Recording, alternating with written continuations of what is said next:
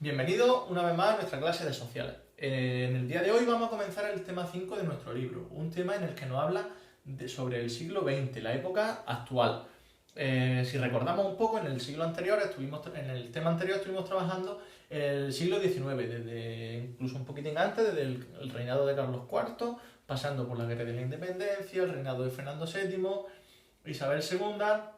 Y por último, Alfonso XII, ¿no? Nos habíamos quedado en Alfonso XII, en su reinado, que una de las características principales, no viene bien recordarla, fue el proceso de turnismo político que se desarrolló, que consistía en que se amañaban las elecciones para que gobernase o estuviese en el poder el partido que interesaba más en cada momento. ¿Por qué explico esto? Porque este hecho, principalmente, entre otras cosas, además de las pérdidas de las últimas colonias, va a influir en la sociedad del principio del siglo XX, ¿no?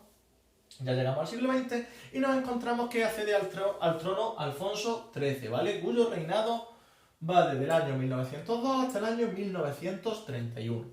¿Qué nos encontramos en esta época de la historia de España? Nos encontramos tres aspectos fundamentales: el regeneracionismo, la guerra de Marruecos y la dictadura de Primo de Rivera. En primer lugar, vamos a hablar del regeneracionismo. ¿En qué consiste? Consiste en que era una corriente social que buscaba eliminar los problemas que arrastraba la sociedad desde la época anterior, acabar con el caciquismo y acabar con el turnismo y con la crisis provocada por la pérdida de las colonias, ¿no?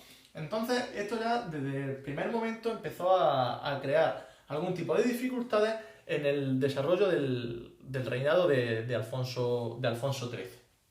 A esto se le sumó también la guerra de Marruecos, ¿vale? España tenía en Marruecos un protectorado, ¿vale? En la zona del Rif. Era como que había invadido esa zona, ¿no? Y entonces, pues estos ciudadanos marroquíes también pues, intentaban buscar su independencia, ¿vale? Un poco siguiendo la corriente de independencia colonial que estaba ocurriendo.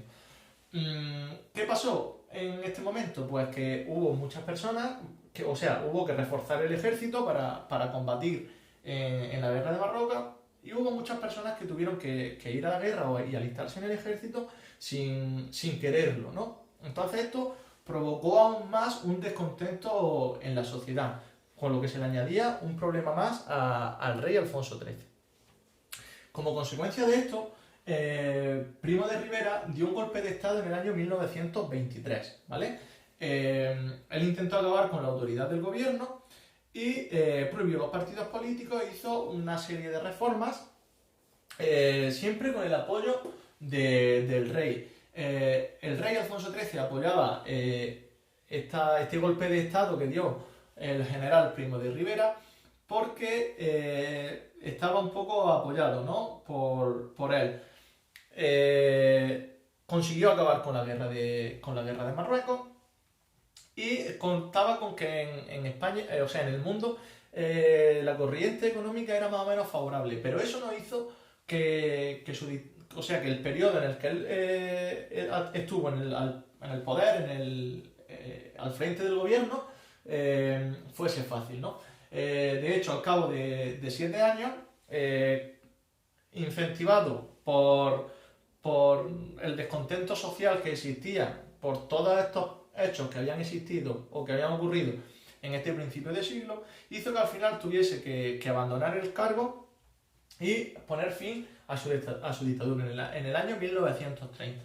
Queda un año hasta el final del reinado de Alfonso XIII en el que él intenta volver a tomar el mando, pero se vuelve esto un poco imposible, por varias razones. En primer lugar, porque la sociedad en España está muy dividida entre personas que buscan la monarquía y personas que prefieren la república. Ese es el primer problema que se encuentra. Además, la guerra de Marruecos no ha beneficiado tampoco al ambiente social en España. Y por último, la figura del rey está, por así decirlo, no tiene un buen prestigio, en este caso de Alfonso XIII, debido a que él apoyó a la dictadura de Primo de Rivera cuando dio el golpe de Estado frente a las Cortes. Por lo cual, al final, en 1931, el rey se ve obligado a abandonar el país, dando lugar a la Segunda República Española, que la veremos en el siguiente capítulo.